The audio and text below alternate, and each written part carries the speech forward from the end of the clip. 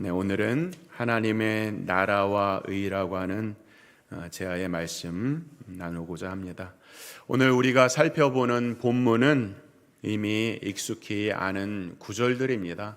그래서 해석적으로 어려운 내용들이 별로 없습니다. 여기 나와 있는 공중의 새, 곡식의 예, 이런 거 있는 그대로 우리가 받아들이면 되는 내용들이니까 어려운 내용은 아닌데, 그러나 그 내용을 우리가 실천하는 것은 너무 어려운 말씀입니다. 오늘 우리에게 주시는 말씀의 핵심은 한마디로 근심하지 않는 것은 제자의 의무다라고 하는 내용입니다. 어떻습니까? 쉽지 않죠?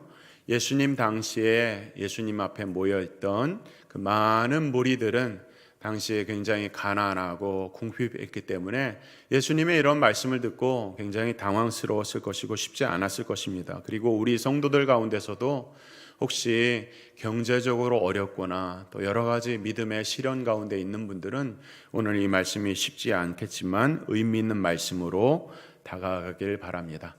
이제 들어가기 전에 한 가지 늘 짚고 가는 말씀은 뭐냐면은 계속 반복하는 말씀이지만 우리가 성경을 볼 때 이 본문만을 딱 떼고 이렇게 살펴보는 것은 굉장히 위험합니다. 그래서 이 말씀이 왜 이렇게 나왔는가 생각해 볼 때에 우리가 산상설교를 5장에서 7장까지의 내용이라고 얘기하고 있고, 그래서 지난주까지 우리가 재물 소유에 대한 여러 가지 말씀을 여러 각도에서 살펴보았는데 그것에 대한 구체적인 신뢰, 예증을 말씀하고 있는 것이 오늘 본문이에요. 이렇게 연결이 되고 있고요.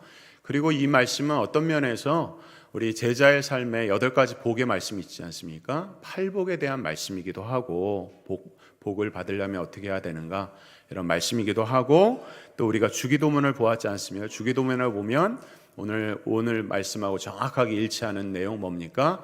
오늘 우리에게 일용할 양식을 주옵시고, 이런 말씀하고 동일한 말씀을 하고 있는 거예요.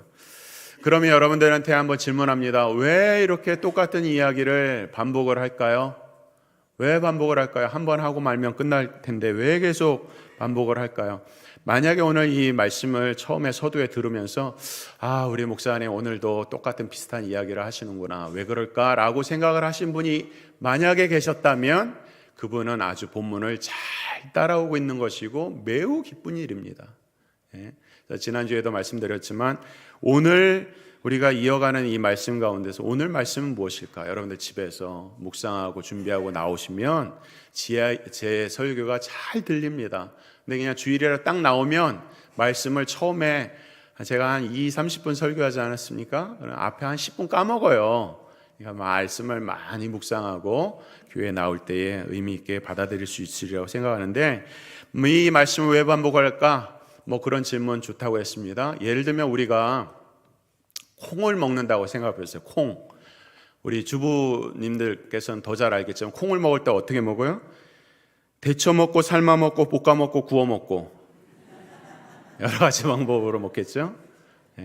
그런 것처럼 성경의 말씀은 아주 단순하지만 그러나 그것이 깊고 정교하고 세밀하기 때문에 이리 둘러보고 저리 둘러보고 이렇게 돌려보고 해서 깊은 우물을 이렇게 길러내는 것과 같은 것이에요, 성경의 말씀은. 그래서 그런 의미가 하나가 있는 것이고, 또 한편으로 이런 말씀이 한두 번 말씀을 해도 변하지 않는 우리의 속성 때문에 말씀이 계속 반복될 수도 있습니다. 우리 사랑하는 성도들은 전자가 되기를 바랍니다. 아멘. 그럼 오늘 본문을 보면 제자로 삼기 위해서 우리가 어떻게 살아야 되는가, 잠시 우리의 기득권을 조금 내려놓는 정도, 그렇게 하는 것이 아니라 구체적으로 우리의 삶 속에서 어떠한 경제적인 손실이 있을지라도, 그리고 혹 우리가 이 말씀을 지키느라고 너무 어려운 상황에 빠질 수 있더라도 오늘 성경의 말씀은 근심하지 않는 것이 제자의 삶이다 라고 분명하게 말씀을 하고 있어요. 구체적으로 본문을 들어가 보면 오늘 많은 말씀을 이야기하고 있는 것 같지만 내용은 크게 2가지입니다. 목숨과 몸과, 우리의 이 몸과 관련돼서 염려를 말씀하고 있는 거예요. 염려에 대한 거. 그래서 25절에 보면 다시 한번 봅니다. 그러므로 내가 너희에게 이르노니 목숨을 위하여 무엇을 먹을까 무엇을 마실까 몸을 위하여 무엇을 입을까 염려하지 말라. 목숨이 음식보다 중하지 아니하며 몸이 의복보다 중하지 아니하냐 하면서 여기 두 가지 나와 있죠. 목숨을 위하여 무엇을 먹을까 무엇을 마실까 몸을 위하여 무엇을 입을까 목숨과 몸을 위해서 이렇게 하지 말아라 라고 하는 것이죠. 그래서 목숨을 위하여 먹는 것 그냥 먹는 것이 우리의 목숨과 관련된 먹는 것의 구체적인 예가 26절의 공중의 새에 대한 이야기입니다. 어렵지 않은 내용이죠. 그다음에 목숨에 대한 구체적인 예가 이제 27절에 보면 키를 한 자나 더하겠느냐 이런 말씀을 하고 있는데 이 말씀 조금은 해석이 필요합니다. 여기서 키라고 하는 단어가 헬라어는 엘리키아라고 하는 단어인데 엘리키아라는 단어를 키라고 번역할 수도 있지만 또 하나는 시간으로도 번역할 수 있어요. 시간. 그래서 여러분들 그 성경에 이 각주 이렇게 난해주가 달려 있는 분들은 밑에 보면 쭉 보면 번호 있어서 거기에 보면 시간 이렇게 되어 있는 것들이 있죠. 영어 성경 특별히 NIV는 이렇게 해석을 하고 있는데요.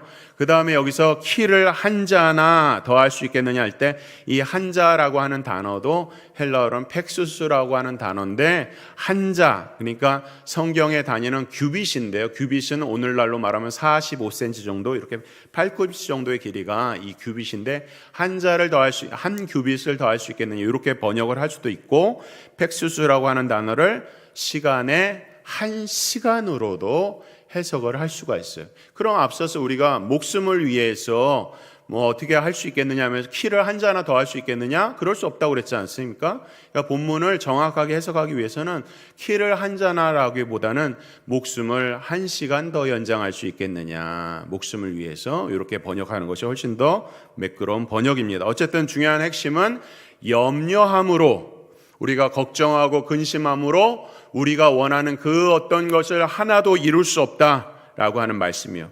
이어서 넘어가서 이제는 목숨의 염려 관련되어서 이제는 몸과 관련된 구체적인 예를 드는데 그 예가 28절에 백합화의 예를 듭니다.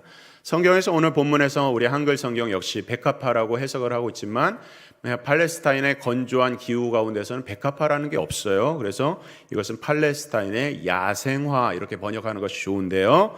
이 야생화가 마르게 되면은 그 팔레스타인에는 나무가 없기 때문에 나중에 땔감으로 쓰게 되거든요. 그래서 뒤에 30절에 보면 아궁에 던져지는 들풀이라고 하는 것이 바로 이 백합화라고 번역된 것이지만 그러나 야생화로 보는 것이 좋습니다. 어쨌든 이 야생화가 입고 또 잎이 이어지고 자라는 것들을 뭘로 비교를 하고 있어요? 29절에 보면 바로 솔로몬의 영광입니다. 29절 말씀 봅니다.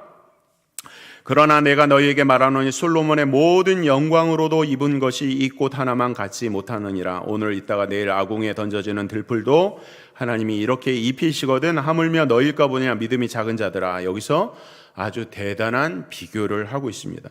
역대상 22장에 보면 솔로몬이 이제 성전을 짓지 않습니까? 다윗이 그렇게 꿈꾸던 성전을 짓는데 다윗은 성전을 지을 수가 없었어요. 왜냐하면 군인으로서 피를 너무나도 많이 흘렸기 때문에 다윗에게는 허락이 되지 않고 이제 다윗은 자기 아들이 성전 지을 수 있도록 많은 그 어떤 요소들을 다 준비를 하는데 그 중에서 금을 준비합니다. 금.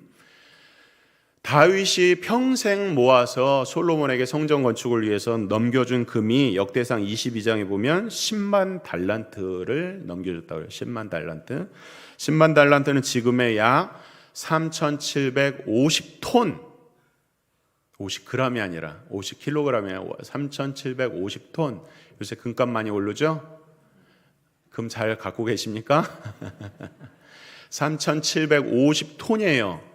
지금 그것을 한번 계산을 해보니까 1kg가 지금 약 1억 6천에서 7천 하더라고요.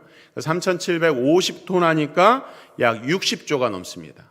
60조 넘은 그 금을 이제 솔로몬에게 다시 넘겨줬어요. 기본으로 받은 거예요.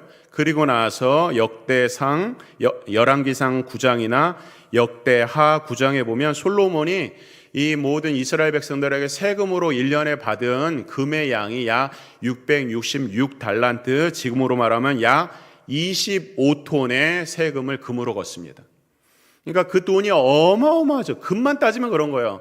백향목, 상아, 대리석, 말할 것도 없죠. 그런 것들을 따져보면은 우리가 이 재산을 측량을 할 수가 없는데, 그런데 이 솔로몬이 가진 영광보다 영광으로 입은 것이 이 들풀 하나만도 못하다. 이게 이해가 됩니까? 일반적으로는 이 말씀은 그냥 우리가 일상적으로 쉽게 지나가는 말씀이지만, 그것을 실제 우리의 삶 속에서 솔로몬의 영광과 들풀 하나를 따져본다고 그러면 이것을 어떻게 감히 비교를 할 수 있어요? 비교할 수 없어요. 말도 안 된다고 얘기를 할 거예요. 그러나 결론으로 이렇게 말씀합니다. 31절에 그러므로 염려하여 이르기를 무엇을 먹을까, 무엇을 마실까, 무엇을 입을까 하지 말라. 여기 덧붙인다면 우리의 목숨을 위해서 무엇을 먹을까, 무엇을 마실까, 우리의 몸을 위해서 무엇을 입을까 염려하지 말라라고 말씀을 하고 있는 것이 오늘의 결론의 말씀이에요.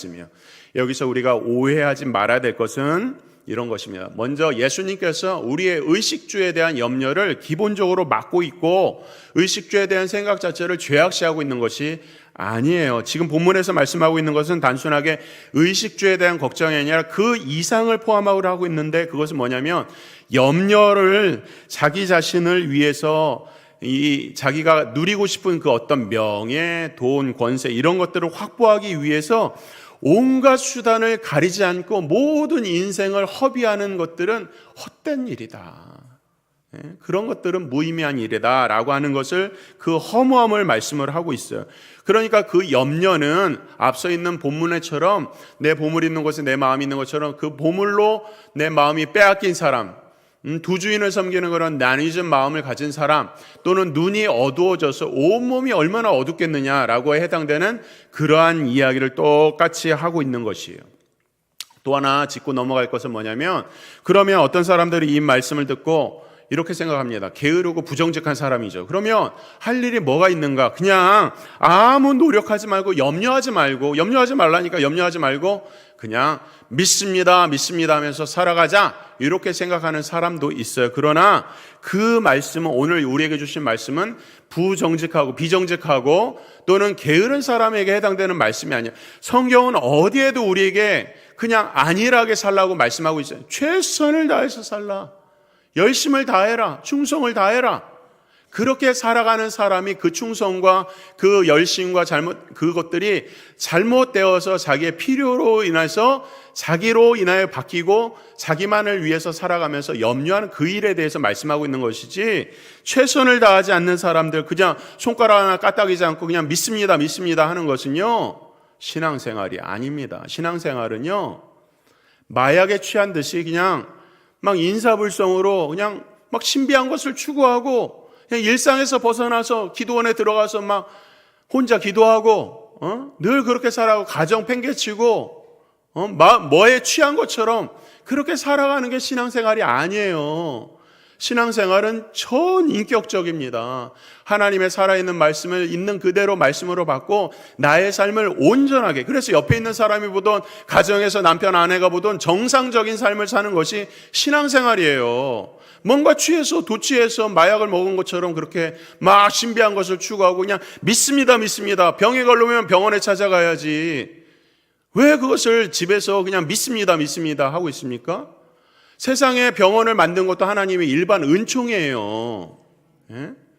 그런 것들을 함부로 생각하면서 그냥 믿음을 남용하는 그런 사람들에 대한 해당되는 내용이 오늘 아닙니다. 그런 것을 전제로 해서 오늘 이 말씀 우리에게 말씀하시는데, 문제는 무엇입니까? 오늘 우리가 근심하지 않고 이 땅을 살아갈 수 있는가? 과연 그것이 가능한가?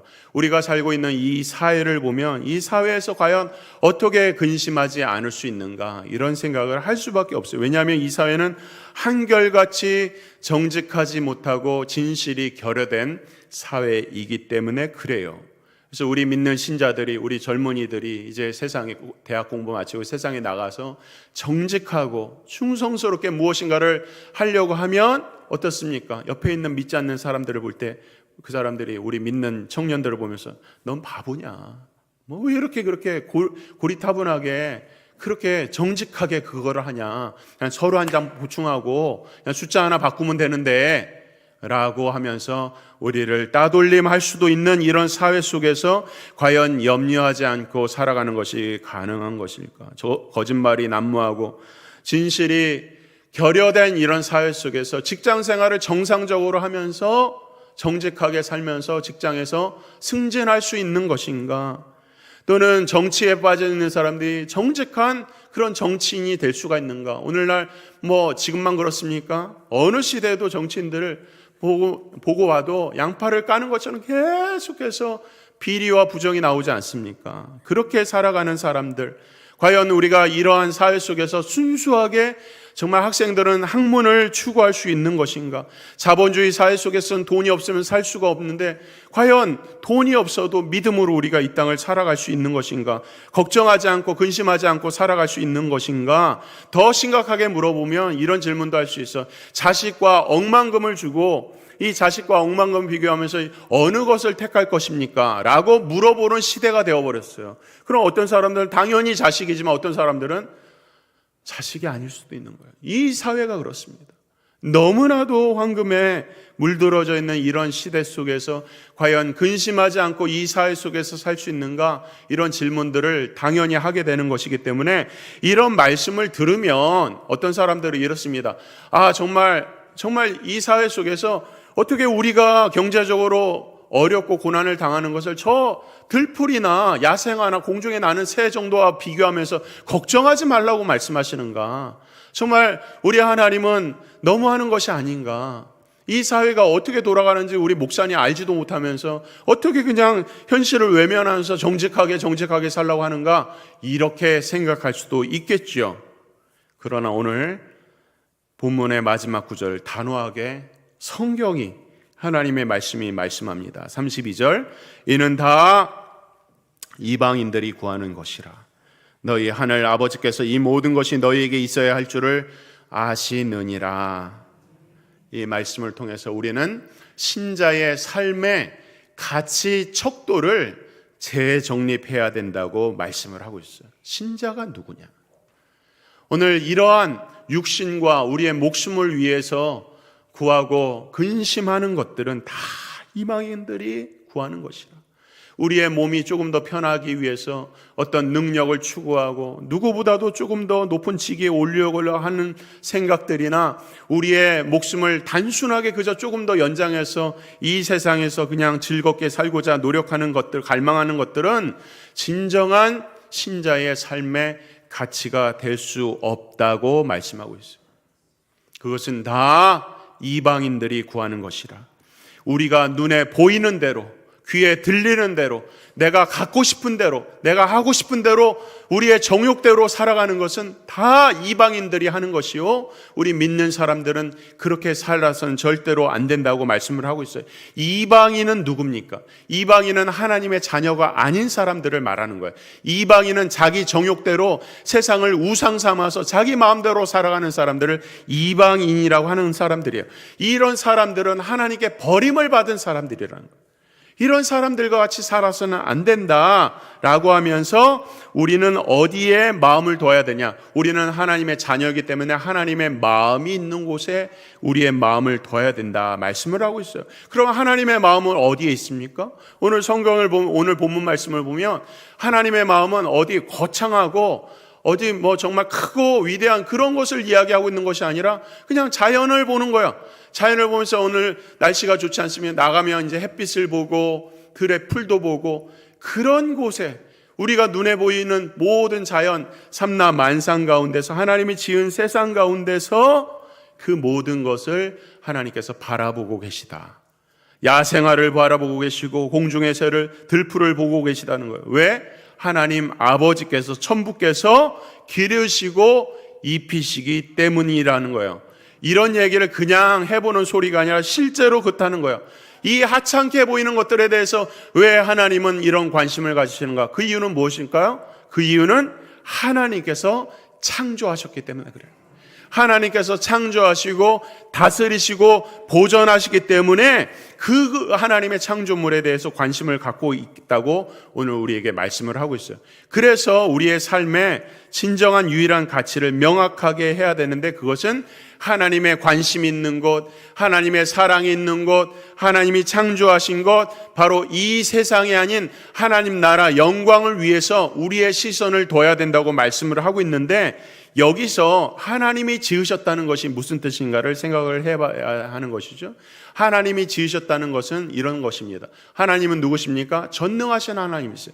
전능하신 하나님께서 무엇을 지으실 때는 분명한 하나님의 뜻과 계획과 목적이 있는 거예요. 그 계획과 뜻과 목적이 무엇일까요? 저 하늘을 나는 새나 들국화나 모든 자연, 삼라만사 자연 모든 만물에 지으신 그 계획과 목적과 뜻이 무엇일까요? 그것을 누구를 위해서 지으셨을까요? 그것은 바로 하나님의 형상대로 지음받은 우리 별과 같은 우리 하나님의 사람들을 위해서 온 자연 만물을 지으셨다는 거예요. 다시 말하면 우리의 인생 가운데서 이 자연 만물이 관여되지 않는다면, 아무런 관계가 없다면 자연 만물 자체는 다 헛된 것이고 아무런 의미가 없어요. 하나님께서 이 세상을 창조하실 때 가장 최고의 걸작품 뭡니까? 하나님의 형상으로 지음받은 우리 인생들이에요. 그래서 그 인생들을 하나님께서 창조하시고 그 인생들을 위해서 자연 만물을 창조하시죠. 근데 우리의 인생이 어떻게 되었어요? 죄로 말미암아서 죽게 됩니다. 아담의 후예로 태어나서 모든 사람은 죄로 말미암아서 죽게 돼요. 그래서 하나님은 우리 인생을 너무 사랑하시지만 죄로 인해서 죽었어요. 그래서 어떻게 하셨어요? 예수님이 이 땅에 오신 것입니다. 이 땅에 오셔서 궁핍하고 핍절당하고 마음이 상하고 가난한 사람들이 예수님께 막 몰려들었어요. 여러 가지 이유로 병 고침을 받고자, 또 여러 가지 문제를 해결받고자 예수님 앞에 모여들었어요. 예수님의 마음을 한번 생각해 보자는 거예요.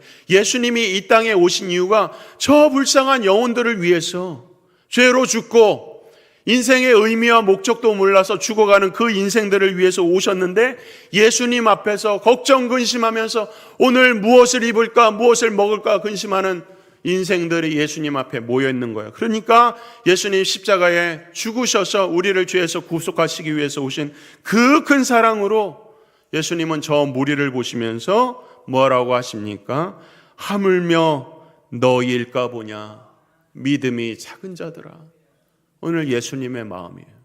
로마서 8장 32절에 보면 자기 아들을 아끼지 아니하시고 독생자 우리 모든 사람을 위하여 내어주신 이가 어찌 그 아들과 함께 모든 것을 우리에게 은사로 주시지 않겠느냐 말씀하셨어요.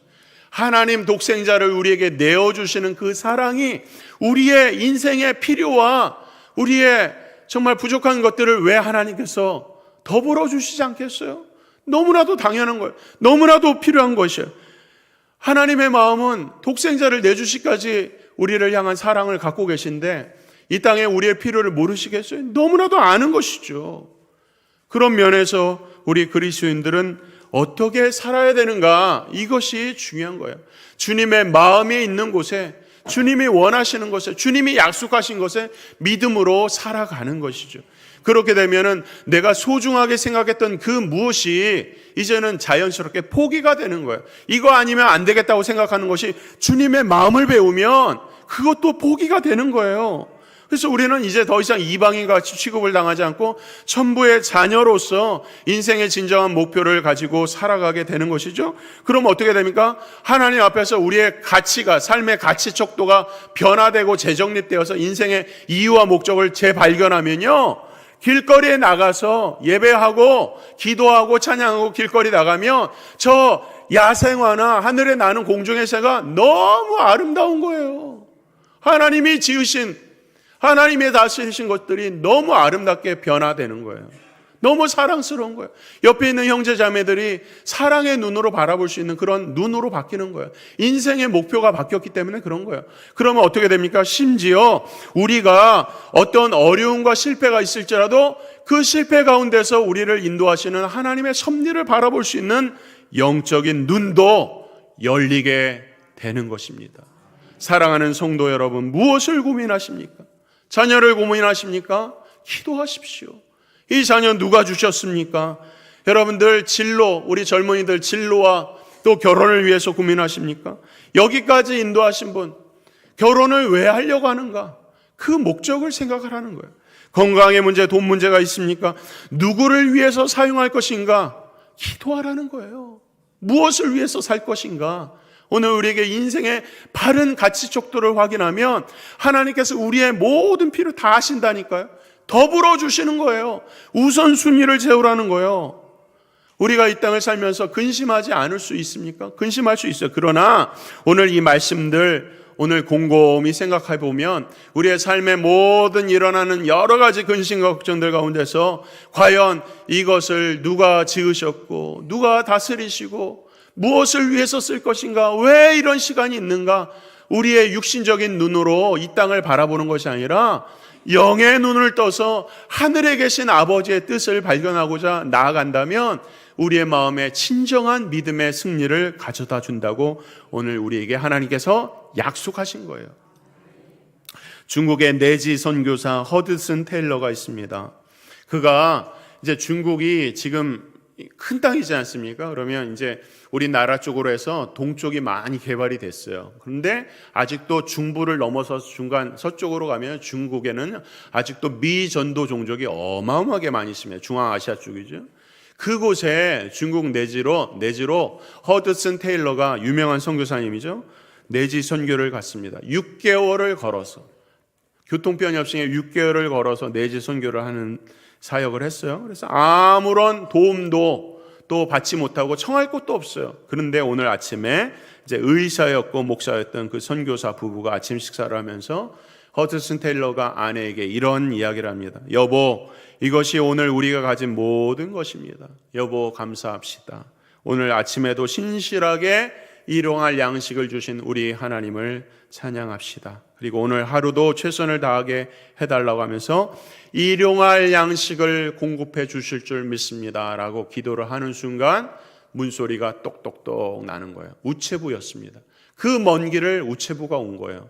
보니까 누구의 손에 손편지가 있어요. 보니까 그 당시에 기도의 아버지라고 하는 사람이 있었죠. 조지 뮬러, 1만 번의 기도에 응답을 받았다고 하는 조지 뮬러, 또 고아의 아버지였던 조지 뮬러의 편지가 있습니다. 그 안에 얼마나 고생이 만수하면서 글을 썼고 그 안에 몇백만 원의 굉장히 큰 돈이 그 당시에 몇백만 원의 돈이 있었다고 합니다.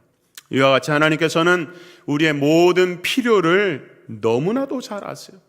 왜? 우리를 지으셨고 우리를 구원하셨기 때문에 그래요. 우리가 만약 우리의 삶 가운데서 허드슨 테일러와 같이 전적으로 하나님을 신뢰하고 의지하는 그런 믿음이 오늘 우리가 그렇게 살아간다면 우리의 삶에 얼마나 풍족한 은혜가 넘칠 것인가. 오늘 우리에게 말씀하고 있어요. 하나님은, 우리가 모시는 하나님은 누군가? 온 세상을 창조하신 창조주시오. 우리 하나님이 누구신가? 우리를 억만 죄악에서 구속하신 우리의 구원자, 우리의 좋으신 하나님, 우리의 사랑의 하나님이라고 오늘 우리에게 말씀을 하고 있어요. 제가 오늘 말씀을 준비하면서 지난주에 우리 교육자들이 함께 영화를 하나 봤습니다. 북한의 현실을 보여주는 영화 신의 악단의 영화를 봤어요. 그것을 혹시 못 보신 분들이 계시다면 꼭 봤으면 좋겠고 나중에 기회가 있으면 교회에 또 상영할 수 있는 기회가 있으면 좋겠는데, 북한의 현실에 대한 내용입니다.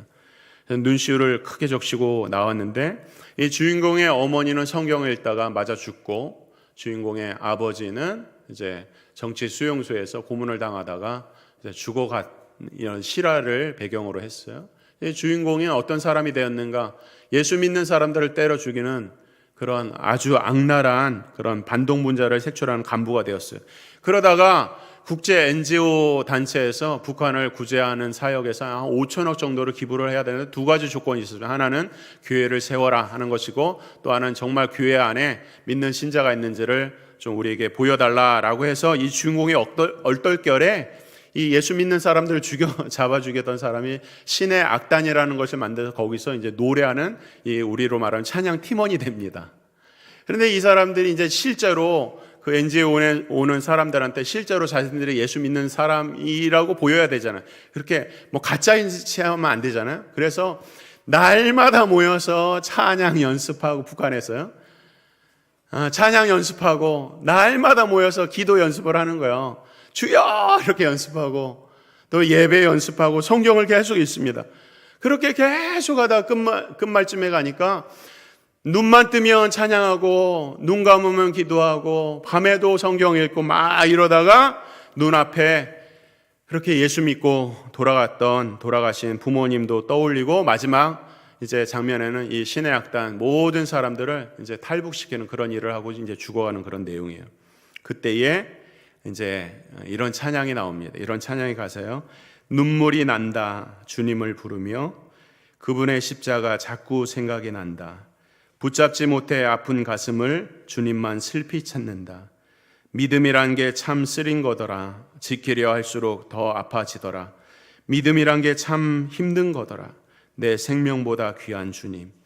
주님을 또 부른다 겁먹은 아이처럼. 행여놓아 버릴까봐 꼭 움켜쥐지만 어둠이 와도 주님은 늘 내 곁에. 주님 품에 안겨 쉬고 싶어. 두려움도 서러움도 다 주님께 맡기고 주님 따라 이 길을 걸어가리라. 주님 내 안에 계시네. 세상 변해도 주님은 늘 내 곁에 영원히 내 곁에 머물 텐데, 영원히 내 곁에 머물 텐데. 오늘 우리에게 이 세상 가운데서 근심하지 말라라고 하는 말씀을 들으면서 이 어려운 세상에서 어떻게 경제적인 문제로 여러 가지 문제로 근심하지 않을까, 이 말씀은 너무 우리의 현실에 동떨어진 말씀이라고 생각하는 분이 계십니까? 그렇다면 적어도 우리의 현실이 이 북한보다는 낫잖아요. 동물보다도 못한 취급을 받는 이 북한의 현실보다는 낫다는 거예요. 우리의 삶이 아무리 열악해도 우리보다 더 정말 어렵게 살아가는 1달러로 연명하는 수많은 아이들도 있고, 그런 삶을 보면 우리는 하나님 앞에 그런 생각을 할 수 있는 거예요. 믿음으로 오늘 우리가 살겠노라. 하나님을 믿으며 살겠노라. 오늘 제가 읽었던 이사야서 51장 1절 2절 말씀, 사 먹되 와서 사 먹으라는 목마른 자들, 물을 사 먹되 돈 없이 값 없이 와서 포도주와 젖을 사라. 어떻게 이 일이 가능합니까? 누군가 지불해 줬어요. 누가요? 바로 예수님께서. 그런데 너희는 어찌하여 양식이 아닌 것을 위하여 은을 달아주고 배부르지 못할 것을 위하여 수고하느냐? 내게 와서 듣고 들을지어다. 그리하면 너희가 좋은 것을 먹을 것이다. 너희 자신들이 기름진 것으로 즐거움을 얻을 것이다. 세상을 창조하시고 독생자를 내어주시기까지 우리를 사랑하신 이 구원자 예수님, 우리에게 가장 좋은 때에 가장 좋은 것으로 우리를 인도하시고 역사하실 것입니다. 이것이 믿음이에요. 머리로 예수님을 안다고 그렇게 믿는다고 착각하지 마시고, 우리의 삶 속에서 우리가 배운 것, 우리가 들은 것대로 그대로 실천할 수 있는 산 믿음을 가진 자가 진정으로 예수님의 참 제자가 되고, 그 제자가 마침내 근심 없이 순간 금신할 수 있으나, 그러나 예수님 생각해서 믿음으로 다시 일어설 수 있는 용기와 능력을 갖게 될 줄 믿습니다. 우리 모든 주의 성도들이 이러한 특출난 믿음으로 승리하게 되기를 주의 이름으로 축원합니다. 하나님 아버지,